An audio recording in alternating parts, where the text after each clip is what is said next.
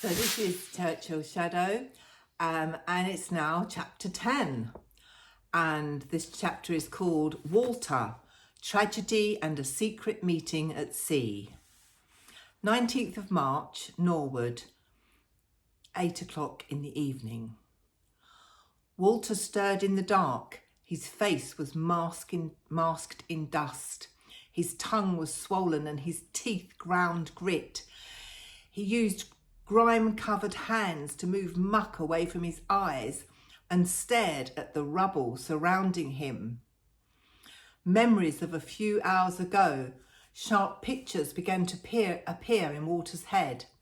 The old man at the window, riding away from number 10 Downing Street on the motorcycle, the air raid warning, the searchlights, the line of people heading for the shelter, the bus, Kate, the good news for Kate, the bomb, Kate's hand slipping from his grip as the air was ripped from his lungs. Kate! Kate! Walter pushed loose plaster from his chest and turned his head to look around the parlour.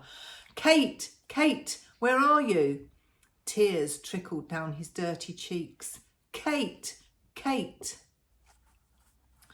Bernie helped his mother Emily up the steps of the Anderson air shelter in their back garden. The hand digging of the shelter had been hard work for the council workers, as their 2-storey red brick Victorian terrace was built on London clay.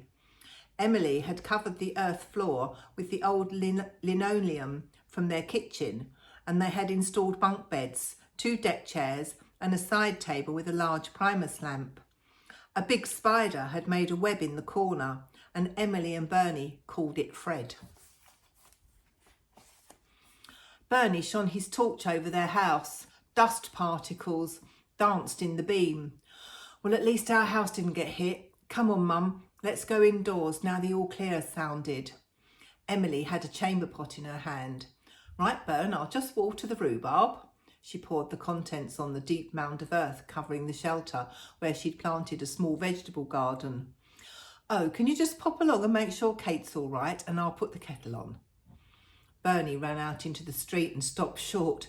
He screwed up his face and seized hold of his head at the sight of the carnage. It looked like the aftermath of an erupted volcano, black soot and burning embers as far as the eye could see, and the continual ringing of fire engines echoing around London. He darted towards Thompson's Grocers when he saw smoke coming from the end of the terrace. Tears welled in his eyes as he shone his flashlight at the rubble, which was once the parlour. Auntie, Auntie, where are you? Aunt Kate! Walter could see Bernie, but not hear him. Bernie, Kate was over there, beside the kitchen sink. Oh, heavens, Uncle, I didn't know you were here too. In the poor light, Walter looked as if he were part of the rubble pile. Please look over there, Bernie. Bernie stared at the indistinct shapes of the wreckage and scrambled over to where he could see broken pieces of the white butler sink. Auntie Kate, Auntie Kate. There was no response.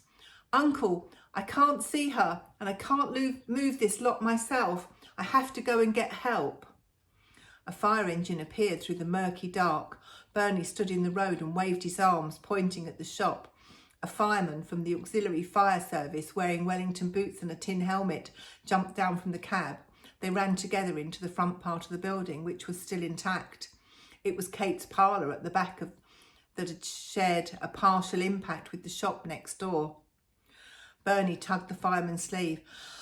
Over here, my aunt and uncle need help. The fireman spotted Walter and began to dig him from the ruins. No, leave me, Walter pleaded, coughing dust. Please, please, find my wife. Walter could only watch from where he was wedged as his strapping nephew with bloodied hands moved huge timbers and blocks of rubble to free his uncle's legs. Aunt Kate, Bernie called out as he worked. A senior fire officer arrived with more men. Right, we need to tunnel into this rubble. The first few yards are always the worst and are likely to cave in, but we must know where to start. So what I'd like us all to do is to keep very quiet for 1 minute to see if we can hear her. What's her name? Kate Thompson, Bernie said. streaking dirt on his face as he wiped away a tear. "Mrs. Thompson, Mrs. Thompson, can you hear me?" They waited in silence. "There," Bernie pointed to a pile at the back. "Over there, I heard a groan." "Right, lads, we must trust these young ears and start on the rubble here.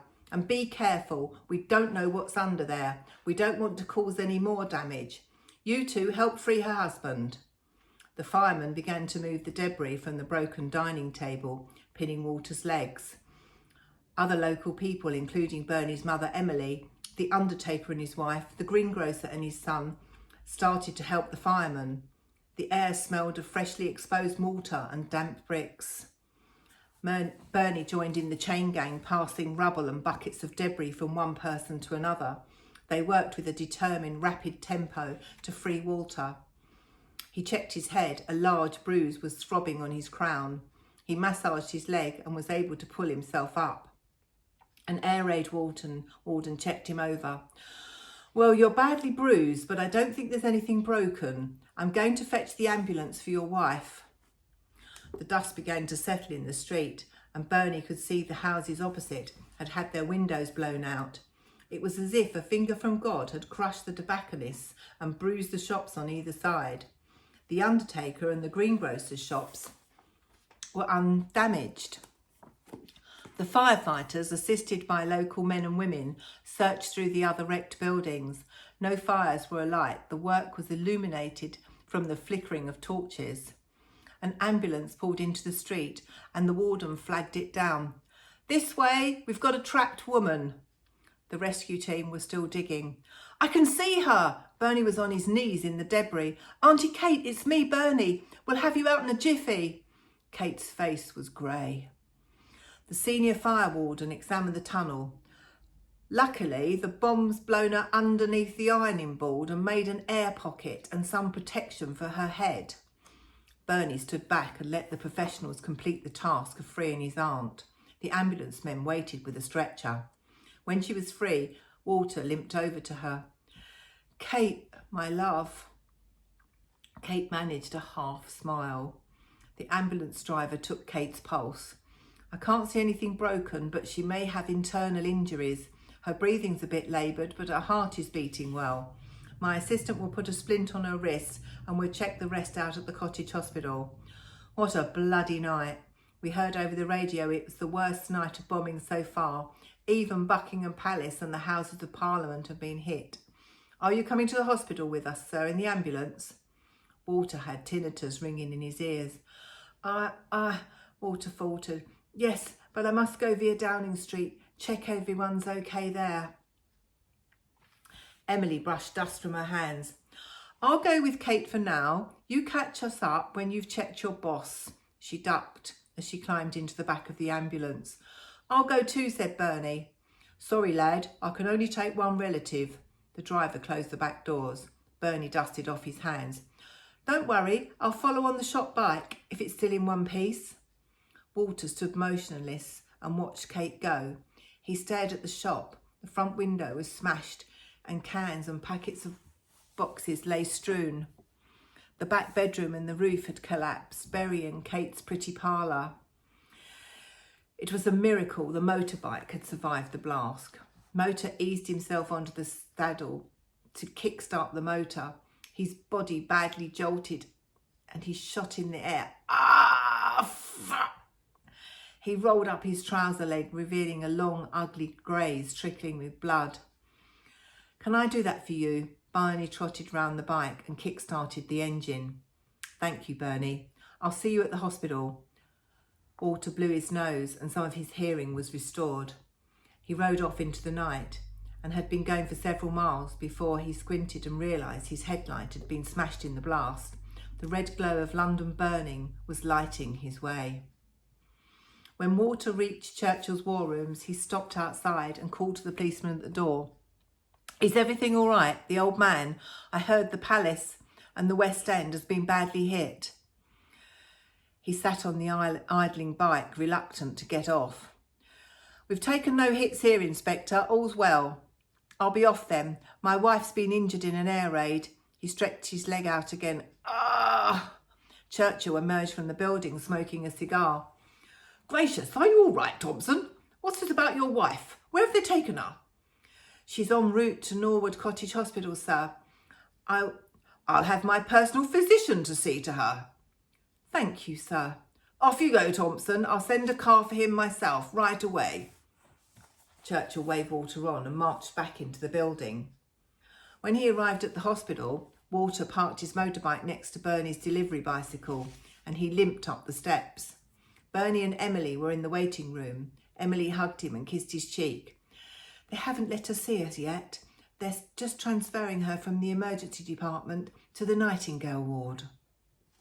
Walter nodded and squeezed their hands before hobbling up the stairs to the ward. The sister stood by Kate's side, holding the blood pressure gauge. I'm afraid visiting time is over. She caught the pain in Walter's face and she smiled. All right, 5 minutes.